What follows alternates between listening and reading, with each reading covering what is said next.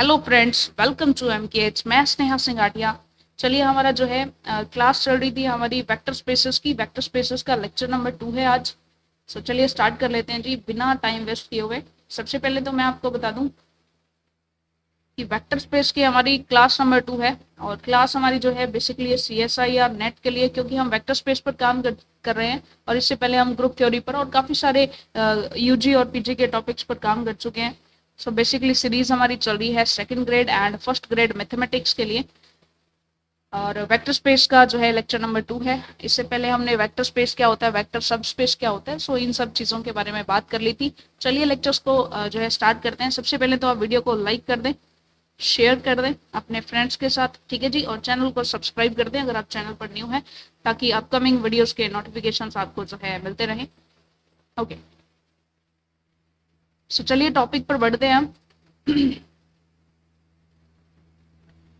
देखिए, हमने बात की थी कल कि हमारा एक वेक्टर स्पेस हम डिफाइन करते हैं over F.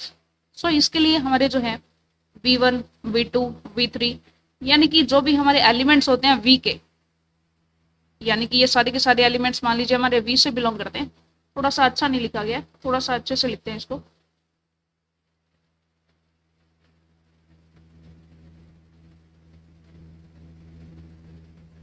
V over F मान लीजिए ये हमारा एक वेक्टर स्पेस है, ठीक है। सो इसमें लेट V1, V2 और so on up to Vn, ठीक है, ये एलिमेंट्स मान लीजिए हमारे V से बिलोंग करते हैं। And α1, α2 on up to αn, ये मान लीजिए हमारे F से हमने लिए हैं कुछ एलिमेंट्स, ठीक है। सो हम जानते हैं कि वेक्टर स्पेस के जो एलिमेंट्स हैं इन्हें हम वेक्टर्स कहते हैं, एंड F के जो एलिमेंट्स होते हैं उन्हें हम स्केलर्स कहते हैं, ठीक है। सो ये हमने कुछ वेक्टर्स एंड कुछ स्केलर्स लिए हैं, ठीक है। हमें चेक करना है कि जो वेक्टर है उसके एलिमेंट्स बेसिकली हमारे लीनियरली डिपेंडेंट है या लीनियरली इंडिपेंडेंट है, ठीक है। सो हमें चेक करना है कि V1, V2, Vn, ठीक है, ये सारे के सारे जो है ये लीनियरली इंडिपेंडेंट है या लीनियरली डिपेंडेंट है। सो इसको चेक करने के लिए हमारे पास टोटल टू मेथड्स हैं। एक तो हम उनका लीनियर कॉम्बिनेशन मेथड बना करके देखें, और सेकंड हम जो है हमारे पास डिटर्मिनेंट मेथड होता है, ठीक है जी। एक तो लीनियर कॉम्बिनेशन मेथड हो गया और एक हमारा डिटर्मिनेंट मेथड हो गया, ठीक है। बेसिकली देखिए, सबसे पहला मेथड हम करते हैं जिसे हम बोलते हैं लीनियर कॉम्बिनेशन का मेथड, ठीक है। लीनियरली डिपेंडेंट है या नहीं है, इसके लिए हम जो है उनका लीनियर कॉम्बिनेशन बनाएंगे, ठीक है। लीनियर कॉम्बिनेशन बना करके हम चेक करेंगे, और दूसरा हम जो है सारे के सारे जो वेक्टर्स हैं उनको डिटर्मिनेंट फॉर्म में लिखेंगे और उसकी वैल्यू निकालेंगे, ठीक है। वो या तो हमारी 0 होगी या फिर वो 0 नहीं होगी, ठीक है। सो चेक करते हैं, दोनों ही मेथड्स पर हम बात करते हैं कि कैसे हम वेक्टर्स का पता लगा सकते हैं कि भाई वो लीनियरली डिपेंडेंट होंगे या लीनियरली इंडिपेंडेंट होंगे, ठीक है जी। चलिए, सो हम बात करते हैं। हमने लिया है V1, V2 on up to Vn, ये हमने लिया है V से, and α1, α2 on up to αn, ये हमने लिया है हमारे F से, ठीक है जी। चलिए, सो ये हमारे बेसिकली क्या है, ये हमारे वेक्टर्स हैं, और ये हमारे क्या है, ये हमारे स्केलर्स हैं, ठीक है जी। वेक्टर्स एंड स्केलर्स हमने लिया है। सो इसके लिए फर्स्ट मेथड हम क्या करते हैं, सबसे पहले तो हमें बनाना है इनका लीनियर कॉम्बिनेशन।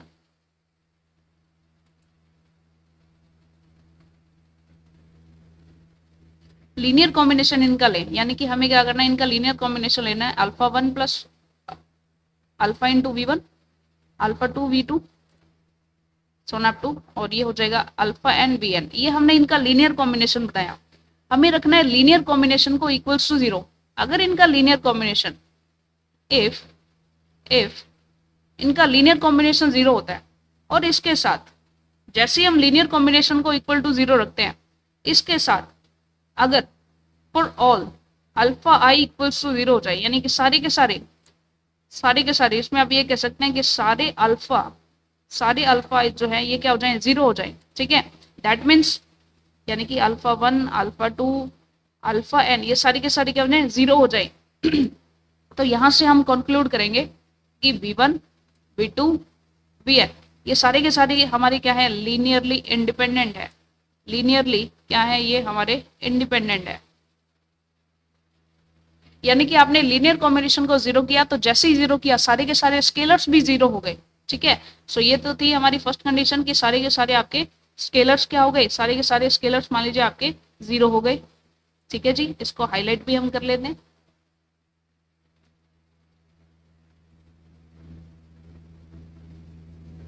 सारे के सारे स्केलर्स भी 0 हो गए अगर आपने इसके लीनियर कॉम्बिनेशन को क्या किया, लीनियर कॉम्बिनेशन को 0 किया तो। ठीक है, या फिर सेकंड केस हमारे पास क्या हो सकता है। ठीक है, एक सेकंड मान लेते हैं।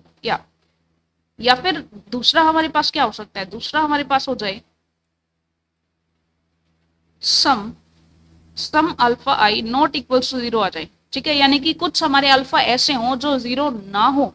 ठीक है, अगर ऐसा हो जाता है देन हम कह सकते हैं कि भाई V1 V2 so on up to Vn ये हमारे जो है ये हमारे बेसिकली क्या होंगे, लीनियरली डिपेंडेंट होंगे, लीनियरली डिपेंडेंट होंगे और ये हमारे लीनियरली इंडिपेंडेंट होंगे। ठीक है, सो यहाँ से हमने लीनियर कॉम्बिनेशन मेथड से सीखा कि अगर आपने अपना जो है, एक सेकेंड हाईलाइटर हम लेते हैं येलो कलर में। ओके, तो हमने यहाँ पर सीखा कि आपने अपना लीनियर कॉम्बिनेशन जो है वो 0 किया। ठीक है, लीनियर कॉम्बिनेशन के 0 करने से सारे के सारे स्केलर्स भी अगर हमारे क्या हो जाते हैं, 0 हो जाते हैं।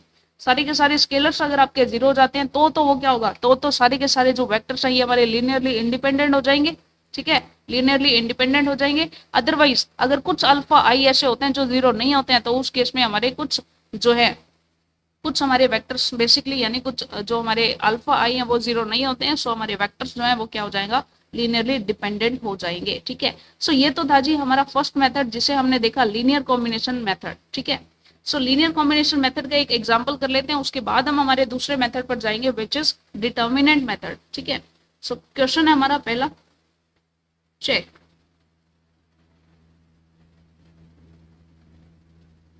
वेदर V1 V2 V3 ये हमारे लीनियरली इंडिपेंडेंट है या लीनियरली डिपेंडेंट है।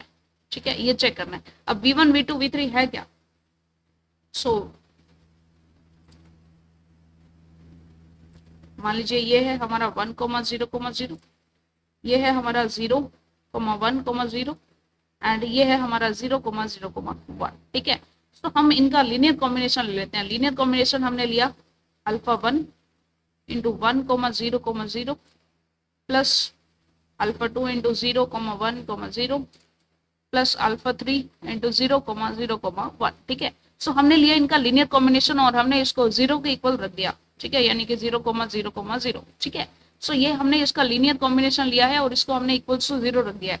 अब इसको सोल्व करते हैं कि क्या ऐसा करने से हमारे अल्फा 1 अल्फा 2 अल्फा 3 ये भी 0 हो जाते हैं क्या सारे के सारे, या कुछ अल्फा जो है वो 0 नहीं भी होते हैं। तो चेक कर लेते हैं, मल्टीप्लाई कर लेते हैं अल्फा 1 प्लस 0 प्लस 0। सो ये हमारा हो जाएगा इक्वल टू 0। नेक्स्ट होगा 0 क्योंकि अल्फा 1 इंटू 0 क्या हो जाएगा 0 plus alpha 2 plus 0 equals to 0। Next multiply करेंगे तो 0 plus 0 plus alpha 3 equals to 0। So सारे के सारे देखें तो यहाँ से सभी के सभी अल्फा 1 अल्फा 2 एंड अल्फा 3 हमारे इक्वल्स टू 0 आ रहे हैं। और जैसे ही सारे के सारे हमारे अल्फा 0 हो जाते हैं दैट मीन्स हमारे जो वेक्टर्स हैं वो क्या है, लीनियरली इंडिपेंडेंट है। यानी कि ये तीनों वेक्टर्स जो है वो आपस में डिपेंड नहीं करते हैं, यानी एक दूसरे के लीनियर कॉम्बिनेशन से बनाए नहीं जा सकते हैं, लीनियरली इंडिपेंडेंट है। ठीक है, चलिए दूसरा मेथड जो है हमारे पास वो देख लेते हैं। सेकंड मेथड, अनदर मेथड भी बोल सकते हैं या फिर इसको डिटर्मिनेंट मेथड भी बोल सकते हैं। Determinant method to check linearly independency और लीनियरली डिपेंडेंसी ऑफ वेक्टर्स। ठीक है जी, चलिए सो हमें क्या करना है, जो भी आपके वेक्टर्स हैं, फर्स्ट मेथड में तो क्या था, आपने उसका लीनियर कॉम्बिनेशन बनाया, लीनियर कॉम्बिनेशन को 0 रखा, इससे हमारे अल्फा अल्फा 2 ये सारे के सारे या तो 0 आ जाते हैं या फिर 0 नहीं आते हैं। 0 आ गए तो वो हमारे हो जाते हैं लीनियरली इंडिपेंडेंट, 0 नहीं आते हैं तो वो हो जाता है लीनियरली डिपेंडेंट। ये तो हमारा फर्स्ट मेथड था। फिलहाल हम यहाँ पर हम कर रहे हैं हमारा सेकंड मेथड। सेकंड मेथड में हमने करना है डिटर्मिनेंट। ठीक है, यानी कि जो भी आपके पास है जैसे V1 V2 V3 इसमें जो भी एलिमेंट्स है आपके पास, ठीक है, उन सभी को आप क्या कर लो, डिटर्मिनेंट फॉर्म में ले लो। ठीक है, ये हमने डिटर्मिनेंट फॉर्म में V1 को V2 को और V3 को डिटर्मिनेंट फॉर्म में लिया। इस डिटर्मिनेंट की वैल्यू चेक करनी है, या तो ये क्या हो सकता है इक्वल टू 0 आएगा या फिर ये हमारा नॉट इक्वल टू 0 आएगा। अगर डिटर्मिनेंट V1 V2 V3 के डिटर्मिनेंट की वैल्यू 0 आ जाती है, यहाँ पर देखिए थोड़ा सा उल्टा है, यहाँ पर 0 आने पर लीनियरली इंडिपेंडेंट होता है, लेकिन यहाँ पर 0 आ गया दैट मीन्स वो क्या हो जाएगा, लीनियरली डिपेंडेंट हो जाएगा। ठीक है, लेकिन अगर नॉट इक्वल टू जीरो आ गया दैट मीन्स ये हमारा क्या हो जाएगा, लीनियरली इंडिपेंडेंट हो जाएगा, क्योंकि ऑब्वियस बात है लीनियरली डिपेंडेंट है ना, दैट मीन्स यहाँ पर हम कोई एक रो को कोई दूसरे रोज के लीनियर कॉम्बिनेशन से बना सकते हैं, तो लीनियर कॉम्बिनेशन से हम उसको वापस जीरो भी बना सकते हैं, और जीरो हमारी पूरी की पूरी रो हो गई तो उसका डिटर्मिनेंट डेफिनेटली जीरो आएगा। ठीक है, तो हमारे मैट्रिक्स डिटर्मिनेंट के उस मेथड को भी आप समझ के चल सकते हैं कि ये बेसिकली जीरो हुआ क्यों। ठीक है, लीनियरली डिपेंडेंट है तो बेसिकली हम जो है ऑपरेशंस लगा के इसको पूरी की पूरी रो को भी जीरो बना सकते हैं ना। ठीक है, सो यहाँ पर बेसिकली अगर इक्वल्स टू जीरो हो गया तो ये हमारा लीनियरली डिपेंडेंट हो जाएगा, और नॉट इक्वल्स टू जीरो आ गया तो ये हमारा लीनियरली इंडिपेंडेंट हो जाएंगे। कौन, हमारे वेक्टर्स v1 v2 v3।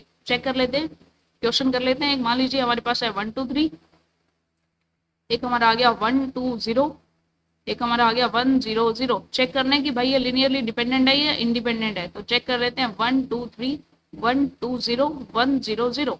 इसके लिए चेक करें आप, इसके लिए चेक करते हैं हम। देखिए तो यहाँ पर आप इसकी वैल्यू चेक कर सकते हैं। 1 इंटू ये हमारा हो जाएगा 0 माइनस 0, ये हो जाएगा 0। ठीक है, माइनस टू इंटू किया तो ये हो जाएगा 0 माइनस 0, ये भी 0 हो गया। 3 के लिए करें 3 इंटू और ये हो जाएगा 1 0 माइनस 0। 1 2 3 1 2 0 एंड 1 0 0। इसके लिए आप चेक करना चाहते हैं कि भाई ये लीनियरली इंडिपेंडेंट है या डिपेंडेंट है, तो इसके लिए इसका डिटर्मिनेंट आप चेक करें। एक सेकेंड वापस से देख लेते हैं। 0 माइनस 0। 2 के लिए चेक करते हैं तो ये हो जाएगा 0 माइनस 0, एंड 3 के लिए चेक करें तो ये हो जाएगा 0 माइनस 2 हो जाएगा यहाँ पर। ठीक है, so it is not equal to 0, not equal to 0 है, दैट मीन्स ये हमारा लीनियरली इंडिपेंडेंट हो जाएगा। ठीक है, आप चेक करें, कोई और एग्जाम्पल आप जो है लेकर के चेक कर सकते हैं। जैसे हमने एक क्वेश्चन लिया, यहाँ पर क्वेश्चन लिया हमने 1 2 3 2 4 6 2 5 6, इसको चेक करें। ठीक है, सो इसका डिटर्मिनेंट 1 2 3 2 4 6 2 5 6 इक्वल्स टू, ये देखिए यहाँ पर आप क्लियरली देख सकते हैं कि ये इसके लीनियर कॉम्बिनेशन से बनी है। ठीक है, तो हम अगर ट्रांसफॉर्मेशन लगाए इस पर, अगर हम करें कि R2 में से हमने 2R1 माइनस कर दिया है तो पूरी की पूरी रो हमारी क्या हो जाएगी 1 2 3, ये पूरी की पूरी रो हमारी 0 बन जाएगी। ठीक है, रो 0 है, दैट मीन्स हमारा डिटर्मिनेंट तो डेफिनेटली 0 होगा। दैट मीन्स जो वेक्टर्स हैं ये हमारे लीनियरली डिपेंडेंट है, यानी कि v1 को आप v2 के लीनियर कॉम्बिनेशन से बना सकते हैं, यानी v2 को आपने v1 के लीनियर कॉम्बिनेशन से बनाया है। ठीक है, सो लीनियरली डिपेंडेंट हमारे वेक्टर्स हैं अगर डिटर्मिनेंट हमारा इक्वल टू 0 आ जाता है। ठीक है, चलिए इसके बाद कुछ थ्योरम्स हैं, सो वो थ्योरम्स हम कर लेते हैं। यानी कि जो भी अब तक हमने देखा, सो फर्स्ट थिंग तो हम ये कह सकते हैं, first thing that if a set is linearly dependent, अगर एक सेट हमारा लीनियरली डिपेंडेंट है देन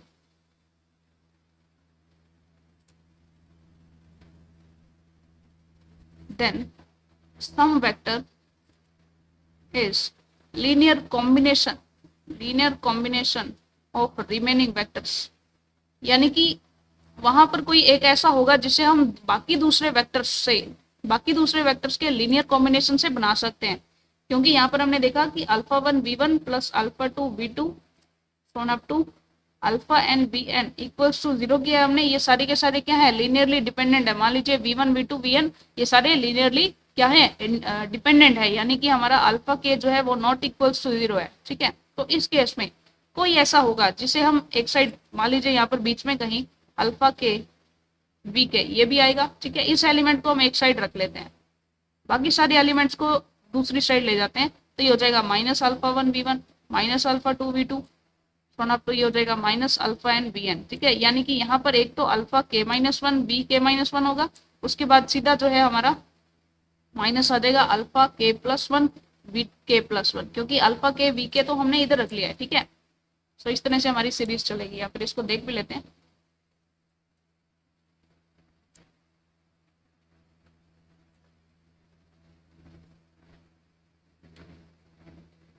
सो हमारी सीरीज यहाँ से जाएगी और ये होकर के हमारा हो जाएगा वी एन अल्फा एन। ठीक है, सो देखिए ये हमने कर लिया, यानी कि यहाँ से हम वीके को लिखेंगे तो क्या हो जाएगा माइनस α1 अल्फा के v1 माइनस α2 अपॉन अल्फा के v2 सोन अप टू यहाँ पर अल्फा के माइनस वन वी के माइनस वन अपॉन में हो जाएगा अल्फा के माइनस अल्फा के प्लस वन बी के प्लस वन अपॉन हमारा हो गया अल्फा के so on up to minus alpha n b n upon alpha के। ठीक है, सो यानी कि आप कोई वहां पर एक ऐसा एलिमेंट होगा जिसे बाकी सबके लीनियर कॉम्बिनेशन के फॉर्मेट में आप लिख सकते हैं। ठीक है, सो ये हमारी थी थ्योरम नंबर 1। ठीक है, ये हमारी थी थ्योरम नंबर 1। नेक्स्ट चलते हैं हमारी। सो पहले इस पर एक क्वेश्चन कर लेते हैं। If v3 is equals to 2v1 minus v2 then v1 v2 v3 are, ये बताइए ये आपके लीनियरली इंडिपेंडेंट है, लीनियरली डिपेंडेंट है, या हम कह नहीं सकते। ठीक है, जल्दी से बताइए, ये आपने कमेंट सेक्शन में बताना है। इसका आंसर बहुत ही इजी सा है। ठीक है, यानी कि अगर हम थ्योरम्स की बात करें तो अब तक जो हमने देखा कि अगर हम बात करें कि कोई वेक्टर्स हमारे लीनियरली डिपेंडेंट है, डिपेंडेंट, अगर कोई वेक्टर्स हमारे लीनियरली डिपेंडेंट है यानी कि पहली बात तो उनका लीनियर कॉम्बिनेशन 0 हो जाए एंड सम अल्फा आई हमारे नॉट इक्वल टू 0, तो हमारा लीनियरली डिपेंडेंट हो जाएंगे वेक्टर्स। सेकंड कंडीशन की उनका डिटर्मिनेंट क्या हो जाए, 0 हो जाए, यानी कि उनका डिटर्मिनेंट क्या हो जाए, 0 हो जाए। ठीक है, थर्ड कंडीशन ये कहती है कि अगर आपने किसी एक वी को रिमेनिंग के लीनियर कॉम्बिनेशन के फॉर्मेट में लिख दिया तो भी हमारा लीनियरली डिपेंडेंट हो जाएगा। जो अभी हम थ्योरम पढ़ के आए हैं उसी का रिजल्ट हमने यूज किया है। ठीक है जी, सो ये हमने देख लिया है। चलिए एक सेकेंड का वेट करेंगे आप, इसके बाद हम जो है थ्योरम नंबर 2 पर बढ़े। इससे पहले आप जो है थोड़ा सा प्रीवियस रिवाइज कर ले, मैं पानी वगैरह पी लूँ तब तक।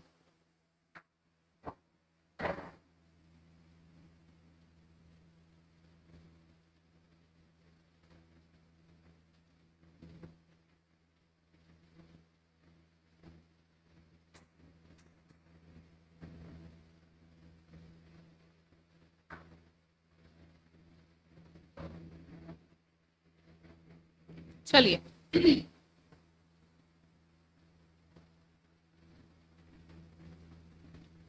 नेक्स्ट चलते हैं थ्योरम नंबर 2 पर। थ्योरम नंबर 2 या कह सकते हैं कि रिजल्ट्स हैं हमारे पास। ठीक है, जैसे फर्स्ट रिजल्ट है, आपको बताना है सिंगलटन नॉन जीरो वेक्टर अगर हम लेते हैं, कोई भी सिंगलटन नॉन जीरो वेक्टर लिया, जैसे कोई भी हमने बी ले लिया, जैसे हमने ले लिया कोई भी एक सिंगल एलिमेंट ले लिया इस टाइप से,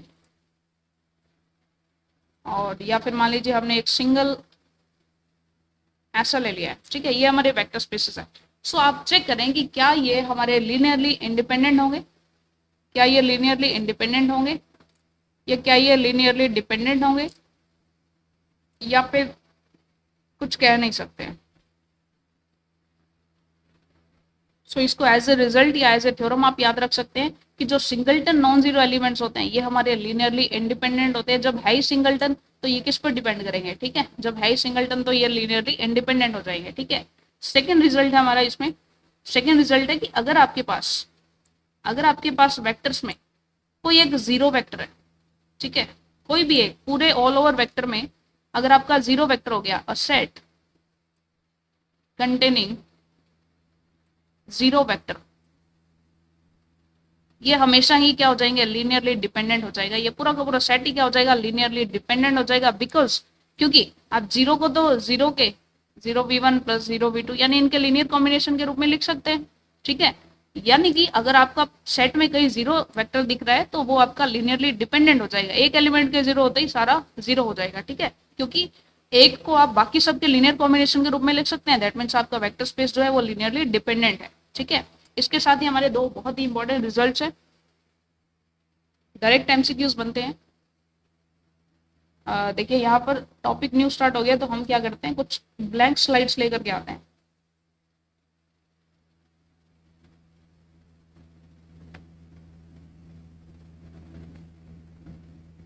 ताकि जो हमारा लेफ्ट ओवर टॉपिक है उसे हम डिस्कस कर सके।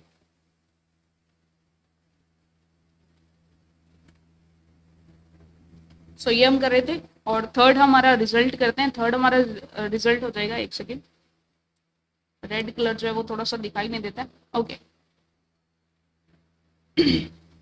सो हमारा थर्ड और काफी इंपॉर्टेंट रिजल्ट है कि subset of linearly independent is linearly independent. ठीक है, यानी कि अगर आपके पास कोई सेट है, इसमें सारे के सारे एलिमेंट्स जो है ना वो लीनियरली इंडिपेंडेंट है। ठीक है, इसमें से आप कोई छोटा जो है इसका सबसेट ले लो तो उसके सारे एलिमेंट्स भी तो लीनियरली इंडिपेंडेंट होंगे। भाई जो किसी से लेना देना ही नहीं रखता, सारी ये सारी किसी से भी लेना देना नहीं रखते, तो थोड़ा सा कोई छोटी सी चीज ले तो वो भी तो बाहर वाले से किसी से भी लेना देना नहीं रखेगी। ठीक है, so subset of linearly independent is linearly independent. ठीक है, इसी के साथ हमारा रिजल्ट आता है जिसे हम कहते हैं superset of linearly dependent is always linearly dependent.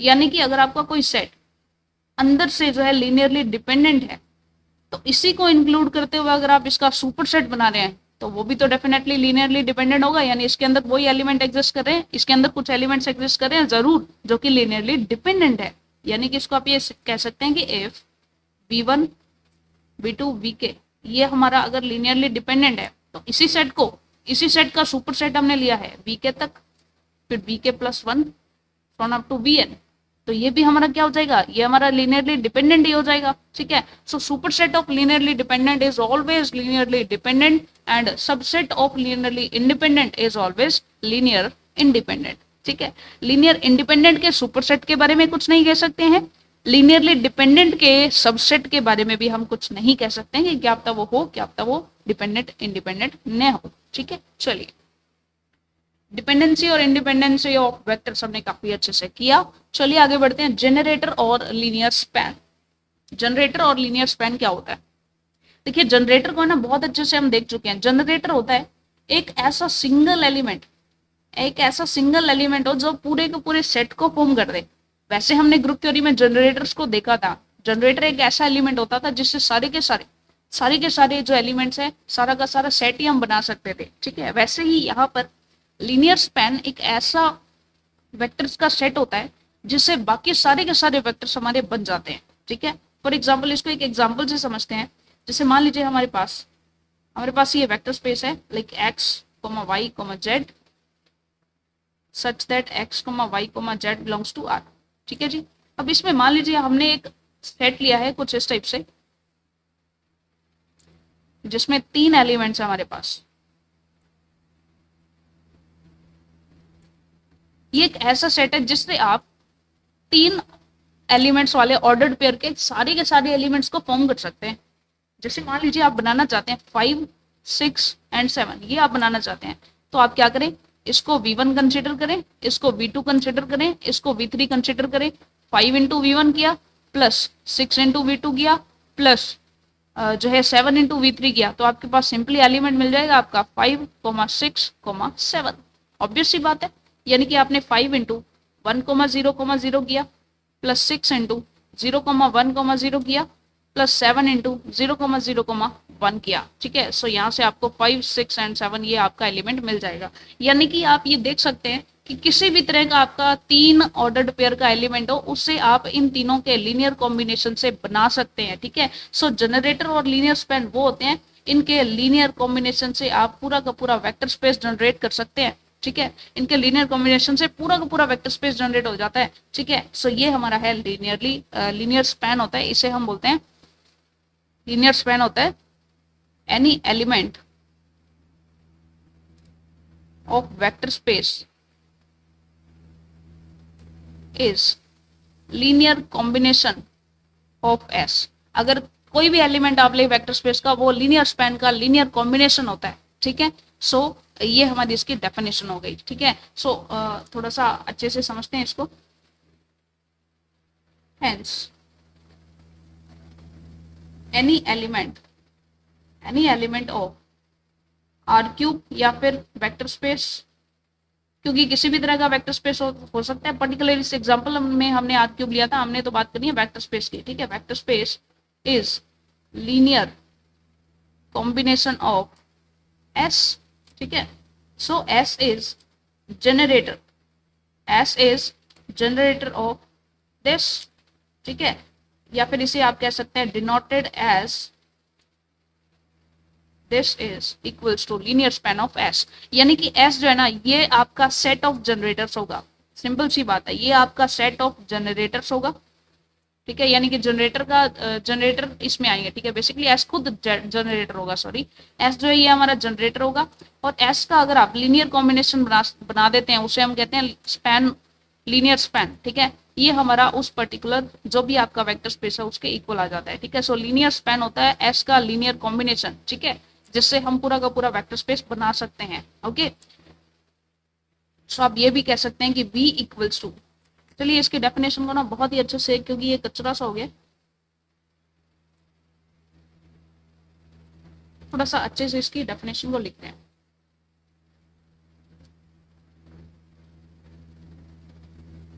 Definition हमारी हो जाएगी V equals to linear span of S, therefore we can say V is linear span of S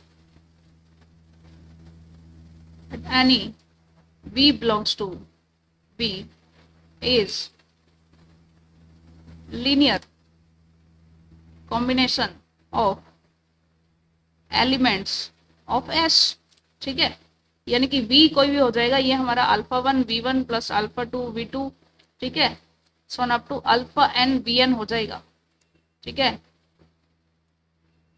for S equals to, यानी S के जो elements है ना, S के अंदर जो आपके जनरेटर है, ठीक है, ये आपके जनरेटर्स हैं, इन जनरेटर्स का लीनियर कॉम्बिनेशन करके आप वेक्टर को बना सकते हैं, ठीक है। जनरेटर्स का लीनियर कॉम्बिनेशन लिया तो आपका ये वेक्टर कंप्लीट वेक्टर के इक्वल हो जाता है, विच इज V, ठीक है।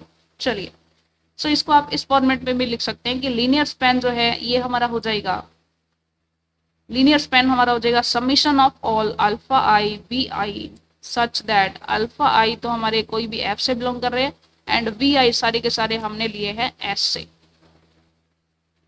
ठीक है जी। सो आपको इस टाइप से रिप्रेजेंट कर सकते हैं। फॉर एग्जाम्पल अगर एस में मान लीजिए हमारे पास दो एलिमेंट्स हैं, तो लीनियर स्पैन ऑफ एस क्या हो जाएगा, यानी कि इसी का alpha 1 V1 plus alpha 2 V2, यानी कि इसी से आप सारे के सारे, ये हमारा बेसिकली इसी से आपके सारे के सारे V बन जाएंगे, ठीक है। अगर आपका S जो है उसमें आपके तीन है, V1 V2 V3, ये हमारा जनरेटर है, तो इसका लीनियर स्पैन क्या हो जाएगा, ये हमारा हो जाएगा alpha 1 V1 plus alpha 2 V2 plus alpha 3 V3, यानी कि आप लिख सकते हैं कि S के लिए लीनियर स्पैन जो होगा ये हो जाएगा सारे के सारे alpha i and v i का दिस, इसे हम कहते हैं समेशन, ठीक है, summation of all alpha i v i, ठीक है। सो लीनियर स्पैन का हमारा ये बेसिकली जनरल फॉर्म हमारी हो जाती है लीनियर स्पैन की, ठीक है। हम इसको अलग से हाईलाइट करना चाहते थे लेकिन ये तो पूरा कट ही हो गया, ठीक है। चलिए इसको हाईलाइट कर लेते हैं, ये हमारा लीनियर स्पैन होता है, ठीक है। चलिए, सो ये हमारे इसके लीनियर कॉम्बिनेशन से हम इसको बना सकते हैं अगर हम जनरेटर्स के एलिमेंट्स को लें, ठीक है। चलिए, सो ये इसकी डेफिनेशन हो चुकी है, कुछ एग्जांपल कर लेते हैं, क्वेश्चंस कह लें या एग्जांपल देख लें। जैसे मान लीजिए एस हमारा है, जैसे जनरेटर है हमारा 1,0,0 और एक हमारा है 0,1,0, ठीक है जी। सो इसमें अगर हम कहें इसके लीनियर स्पैन की बात करें तो यहाँ से हम कितने भी बना सकते हैं लीनियर स्पैन में, पहले तो ये खुद ही आ जाएंगे, यानी 1 से मल्टीप्लाई करके एडिशन कर लिया। फिर उसके बाद मान लीजिए आपने इन दोनों को ही ऐड कर लिया, पहले आपने इन दोनों को ही ऐड कर लिया तो ये हो जाएगा 1,1,0। फिर आपने मान लीजिए इन दोनों को जो है बेसिकली सब्ट्रैक्ट कर लिया, 1 में से 2 को सब्ट्रैक्ट कर लिया, हो जाएगा 1 - 1 0, ठीक है। इसके बाद मान लीजिए आपने फर्स्ट को 2 से मल्टीप्लाई किया, सेकंड को 3 से मल्टीप्लाई किया, फिर ऐड कर दिया, तो ये हो जाएगा 2,3,0। सो इस टाइप से आप कितने भी वो बना सकते हैं। जैसे मान लीजिए फर्स्ट को आपने 1 से मल्टीप्लाई रखा और सेकंड को आपने 7 से मल्टीप्लाई कर दिया, फिर एडिशन कर दिया, ठीक है। सो इससे आप कितने भी एलिमेंट्स इस फॉर्मेट के बना सकते हैं, ठीक है जी। नेक्स्ट, जैसे मान लीजिए क्वेश्चन है आपका कुछ इस टाइप से कि एस है आपका जनरेटर आपका 1,2,1 0,0,1, ठीक है। सो इसके लिए लीनियर स्पैन आप बनाना चाहें तो पहले तो ये खुद ही आ जाएंगे 1,2,1, फिर आ जाएगा 0,0,1, ठीक है। फिर इनका एडिशन आ जाएगा जैसे 1,2,1, ठीक है। फिर कुछ भी इस टाइप का कुछ भी आप बना सकते हैं, सॉरी 2,2 हो जाएगा, ठीक है। एडिशन करेंगे तो, सब्ट्रैक्ट करेंगे तो ये हो जाएगा 1 2 और ये हो जाएगा 0, ठीक है। सो ये बेसिकली आप कैसे भी करके बना सकते हैं. So linearly span is actually all the linear combinations of this. ठीक है, where alpha i belongs to F. ठीक है जी, ये हमने देख लिया.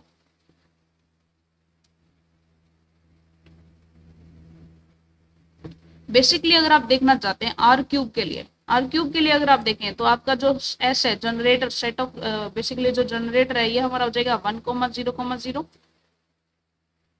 0,1,0 एंड 0,0,1. आप इससे सारे के सारे एलिमेंट्स बना सकते हैं.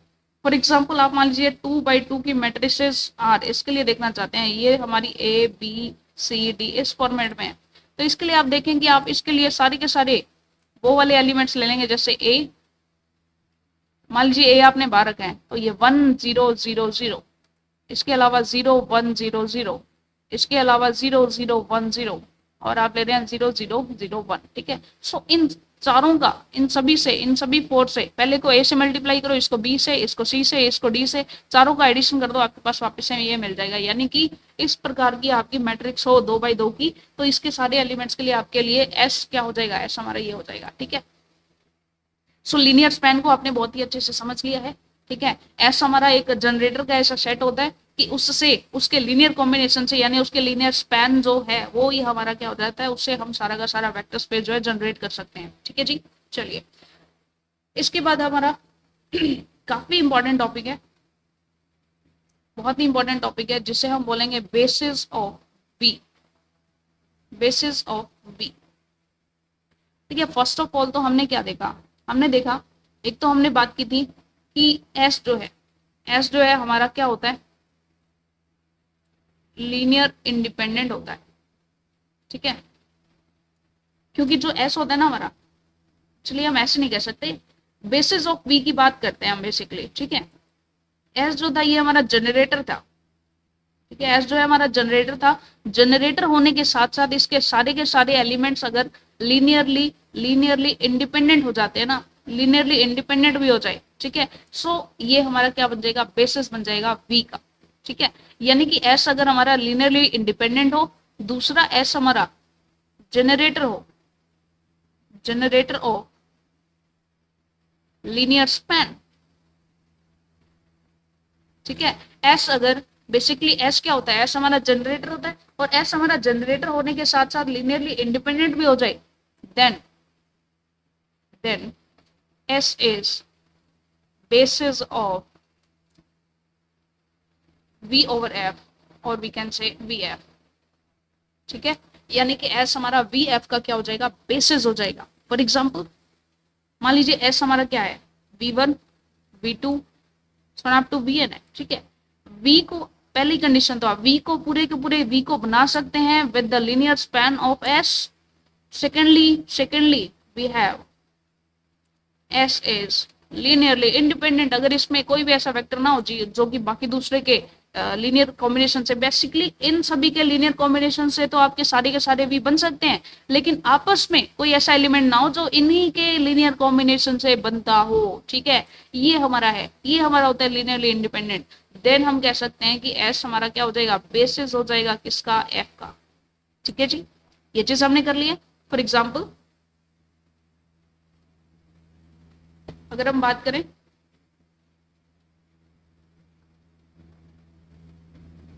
बेसिस ऑफ, फर्स्टली हम बात करते हैं आर क्यूब की. ठीक है, सो इसके लिए एक तो हमारा लीनियरली इंडिपेंडेंट होना चाहिए, साथ में हमारा क्या होना चाहिए, साथ में हमारे जनरेटर होने चाहिए, जनरेटर और साथ में क्या हो, लीनियरली इंडिपेंडेंट हो.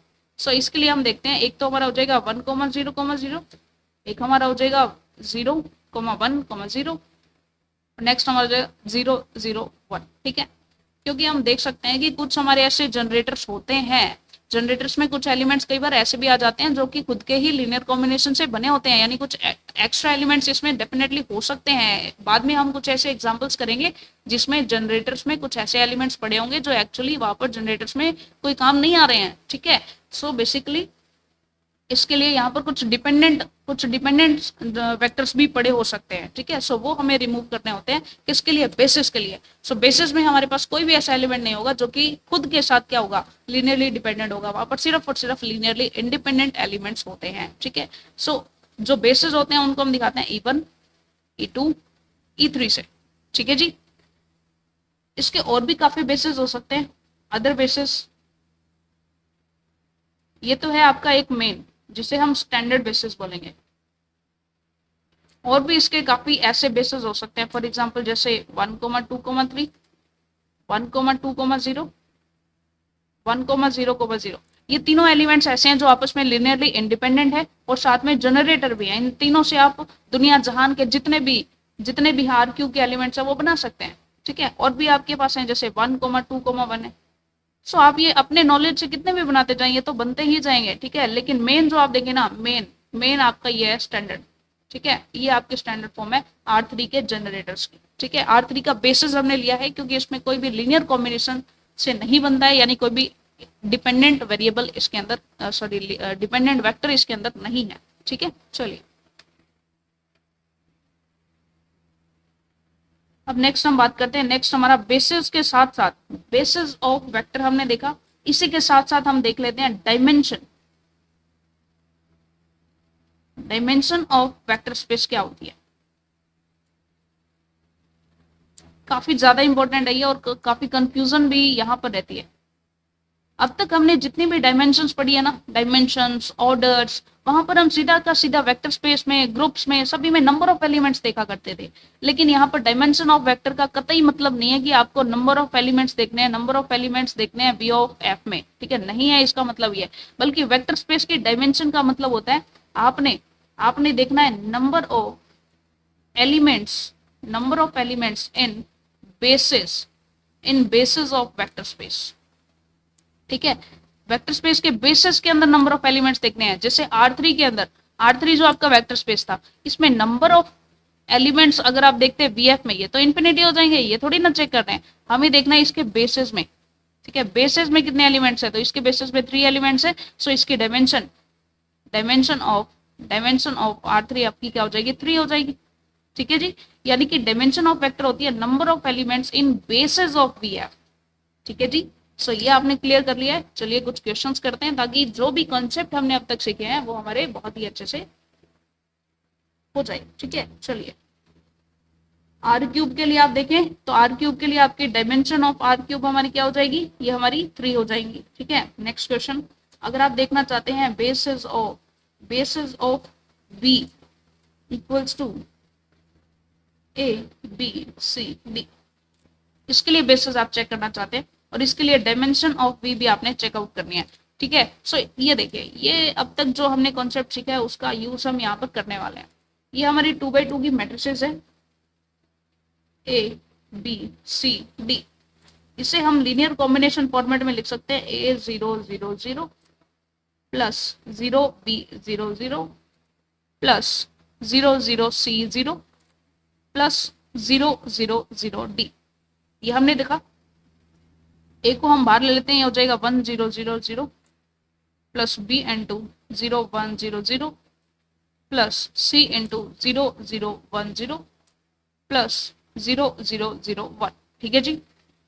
सो यहाँ से आप देख सकते हैं कि हमारा लीनियर कॉम्बिनेशन फॉर्मेट में होगा। ये हमारा α1 हो गया, V1 हो गया, α2 हो गया, V2 हो गया, α3 हो गया, V3 हो गया, α4 हो गया यहाँ पर D, और ये हमारा हो गया V4, ठीक है। यानी कि यहाँ से जो S बनेगा सेट ऑफ जनरेटर्स, वो हमारा क्या बन जाएगा, वो हमारा बन जाएगा 1000, एक हमारा हो जाएगा 0100, एक हमारा हो जाएगा 0010 और एक हमारा हो जाएगा 0001, ठीक है जी। सो ये हमारा आ गया S, ठीक है। सो ये हमारा लीनियर स्पैन ऑफ S है, सॉरी ये हमारा हो गया सेट ऑफ जनरेटर्स। अब इसमें ये हमारा बेसिस बन गया क्योंकि इसमें कोई भी आपस में डिपेंडेंट नहीं है, ठीक है। ये सारे के सारे इंडिपेंडेंट है, स्टैंडर्ड बेसिस है इसका, ठीक है। सो स्टैंडर्ड बेसिस के लिए अब इसमें 4 एलिमेंट्स है स्टैंडर्ड बेसिस में, that means dimension of V हमारी क्या हो जाएगी, 4 हो जाएगी, ठीक है जी। इन्हें आप दिखा सकते हैं E1 से, E2 से, E3 से, E4 से, ठीक है जी। So dimension of M2 into 2 into R, ये हो जाएगी हमारी 4 डायमेंशन ऑफ दिस, ठीक है। इसी के अकॉर्डिंग एक और क्वेश्चन आपका होमवर्क है, बिल्कुल ऐसा ही है। एक ऐसा क्वेश्चन हमें फाइंड आउट करना है कि B है हमारा कुछ इस टाइप से A such that A, B belongs to R। तो आपने इसके लिए एक तो बेसिस फाइंड आउट करना है, बेसिस चेक करना है, और दूसरा डायमेंशन ऑफ वी भी आपने फाइंड आउट करनी है। ठीक है, चलिए करते हैं, कैसे करेंगे। सबसे पहले तो इसको बनाने की कोशिश करते हैं लीनियर कॉम्बिनेशन के फॉर्म में। तो इसे हम लिखेंगे A0 0 A प्लस हमारा हो जाएगा, यानी सारी एक जैसे एलिमेंट्स को एक साइड रखेंगे, बाकी दूसरे एलिमेंट्स को दूसरी साइड। तो इसे हम लिख सकते हैं A into 1 0 0 1 plus B into 0 1 1 0, यानी कि ये हमारा लीनियर कॉम्बिनेशन हो गया α1 v1 α2 v2, यानी कि हमारा बेसिस क्या आ गया, बेसिस हमारा आ गया 1 0 0 1 और ये हमारा आ गया 0 1 1 0। सो हमारे बेसिस में 2 एलिमेंट्स है, सो हमारी डायमेंशन ऑफ वी क्या हो जाएगी, 2 हो जाएगी। ठीक है जी, ये हमने चेक कर लिया है। इसी के अकॉर्डिंग आपका क्वेश्चन है, चेक करना है आपने basis of polynomial n into R, polynomial over real numbers. मान लीजिए हमारा कुछ इस टाइप से a0 a1x plus a2x square so up to an x है। इसके लिए बताइए आपके बेसिस क्या हो जाएगा, सोचे थोड़ा सा।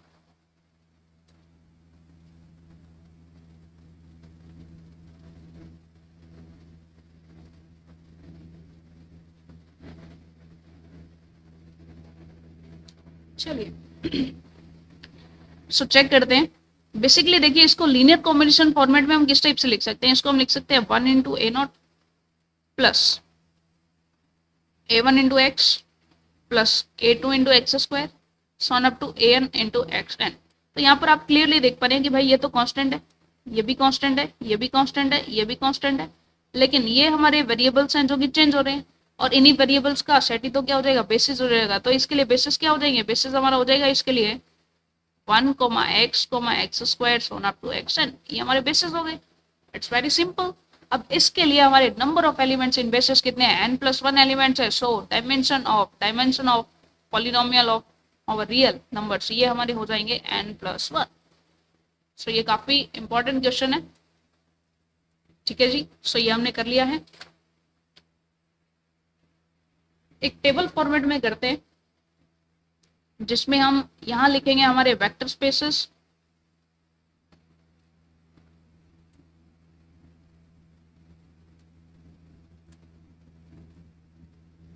यहां हम लिखने वाले हैं उनकी डायमेंशंस,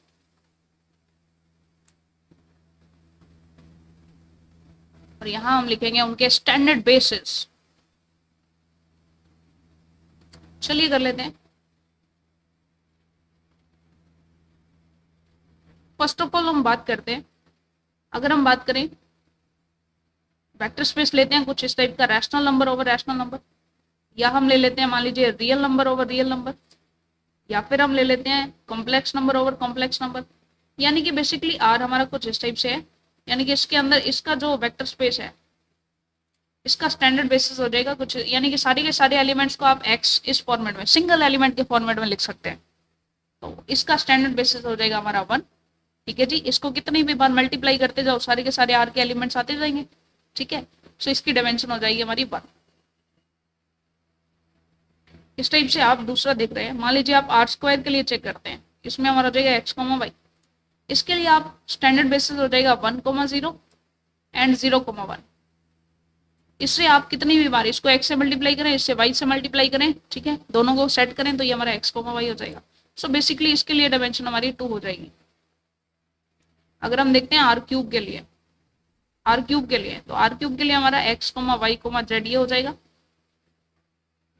सो इसके लिए हमारे स्टैंडर्ड बेसिस हो जाएंगे 1, 0, 0, 0, 1, 0, और ये हो जाएगा हमारा 0, 0, 1, और इसके लिए डायमेंशन हो जाएगी 3। इसके लिए यानी कि आप आर एन के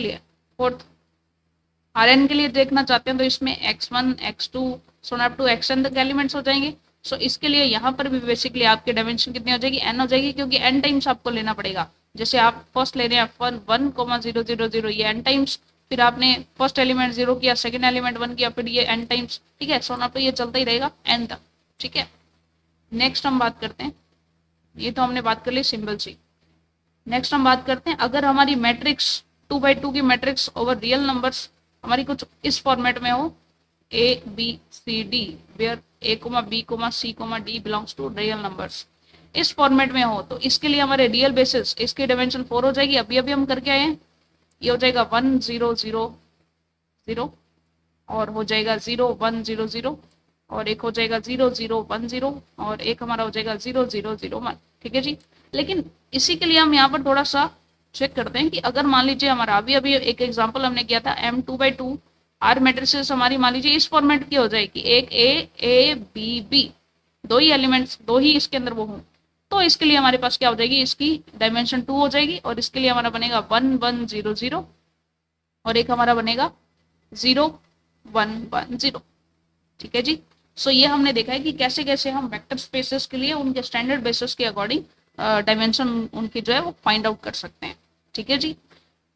इस पर बेस्ड कुछ हमारे पास रिजल्ट्स हैं, कुछ थ्योरम्स भी हैं। ठीक है। सो ये हम करेंगे क्योंकि वीडियो काफ़ी लंबी हो चुकी है और कुछ काफ़ी क्वेश्चंस भी हम करने वाले हैं नेक्स्ट जो हमारी वीडियो रहेगी उसके अंदर। ठीक है जी। सो एक छोटा सा क्वेश्चन है आपके लिए, सिंपल सा क्वेश्चन, एक होमवर्क मान सकते हैं आप आज के लिए, कि आपको बताना है कि जो गिवन वेक्टर स्पेस है या जो गिवन सेट है वो लीनियरली इंडिपेंडेंट है या लीनियरली डिपेंडेंट है। इसका आंसर हम कल करेंगे। 1,0,0 ये हमारा सिंगलटन नॉन जीरो वेक्टर है। सेकंड हम बात करते हैं B1 B2 Son up to, यहाँ पर कोई एक जीरो एलिमेंट है, set having zero vector. Third है हमारा B1 B2 Son up to, एक ऐसा वेक्टर है जो कि इनके लीनियर कॉम्बिनेशन के रूप में लिख दिया हमने इसके अंदर ही। ठीक है। एंड फोर्थ हमारा है, जैसे फॉर एग्जांपल हमने लिया है 1,0,0 0,1,0 0,0,1 एंड एक हमने देखा 1,2,3। सो आपने बताने हैं इन चारों के लिए कि क्या ये लीनियरली इंडिपेंडेंट है या लीनियरली डिपेंडेंट है। तो अब तक जो हमने पढ़ा बस उसी मेथड्स को यूज करना है। ये आपका होमवर्क रहेगा, ये हम कल की क्लास में सॉल्व करेंगे। नेक्स्ट जो आपका जो हमारा वेक्टर स्पेस का पार्ट 3 रहेगा तो उसके अंदर हम इसको सॉल्व करने वाले हैं। इसके बाद हमारे काफी सारे बहुत ही मजेदार टॉपिक्स हैं, जैसे हम कोऑर्डिनेट वेक्टर्स के बारे में जानेंगे। ठीक है जी। और भी काफी थ्योरम्स हमारी है, जैसे एग्जिस्टेंस थ्योरम है, इनवेरिएंट थ्योरम है। ठीक है। सो बस एक वीडियो लेक्चर हमारा और लगेगा और उसके बाद जो है बेसिकली काफी सारे क्वेश्चंस भी हम इसके उसी नेक्स्ट हमारे वीडियो में कर लेंगे। सो मिलते हैं नेक्स्ट हमारी क्लास में। Till then all the very best. Video को आप लाइक कर दें, शेयर कर दें और जो भी आपके सजेशंस हैं वो प्लीज आप कमेंट सेक्शन में जरूर लिखा करें। Thank you very much.